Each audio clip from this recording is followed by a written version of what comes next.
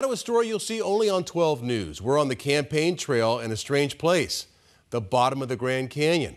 And the tribe that lives there is warning of a looming threat to its world-famous waterfalls. 12 News journalist Bram Resnick hiked with U.S. Senate candidate Ruben Gallego to the Havasupai tribe's village, where they were talking about uranium. Water is life.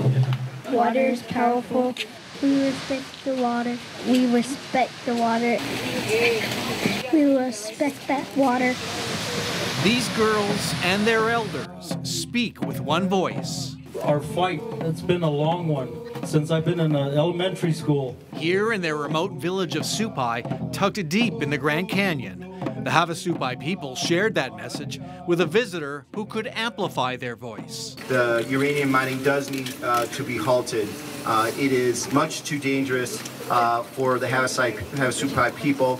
Democratic U.S. Senate candidate and Congressman Ruben Gallego. Anybody want pictures then? Hiked 8 miles to Supai on Indigenous Peoples Day. They're afraid that potentially, if that mine spills, that it's going to destroy their headwater and their sacred waters. Gallego was fulfilling a pledge to visit all 22 tribal nations in Arizona. The Havasupai were the 20th and the toughest to visit. Supai is reachable only by helicopter, by mule, or on foot. This type of outreach is the kind of thing that matters, especially if you want to govern. Arizona's 300,000 Native American voters play a pivotal role in deciding who governs.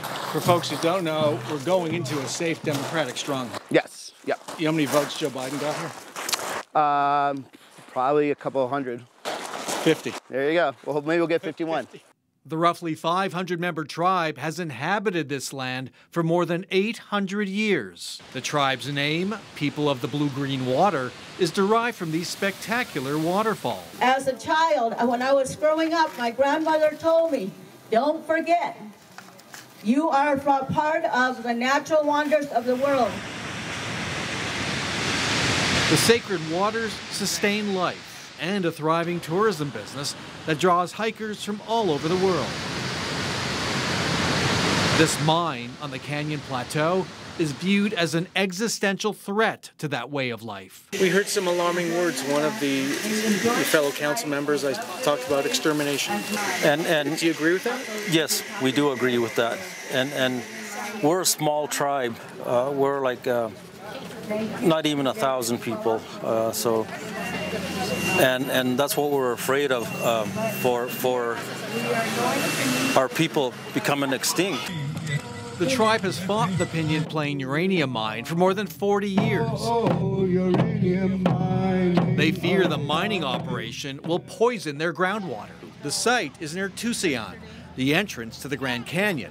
The Havasupai reservation is off to the west. Help explain the uranium issue. Of course, where they're mining at, it's our Aboriginal territory.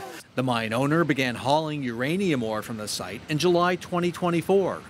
And for us opposing it, one main reason is our waters. It's not if, it's when it gets here. Acting on tribal concerns, Arizona Governor Katie Hobbs and Attorney General Chris Mays have asked the U.S. Forest Service to review the 1986 Environmental Impact Statement for the mine.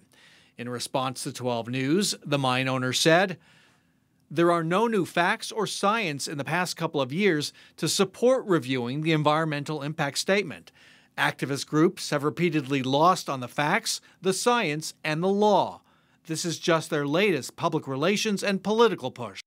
Don't forget us. We're down in the hole, down bottom of the Grand Canyon. We are people just like anybody else around the world, and we don't want to become extinct. In the village of Supai. And we want no uranium mining. Bram Resnick, 12 News. What an amazingly beautiful place. Ruben Gallego's Republican opponent in the U.S. Senate race, Carrie Lake, has focused her tribal campaigning mostly on the Navajo Nation. That's the largest tribe in Arizona. Lake's campaign did not respond to a request for comment on this Pinyon Plain uranium mine. You can find more on Bram's trip with Ruben Gallego on 12+.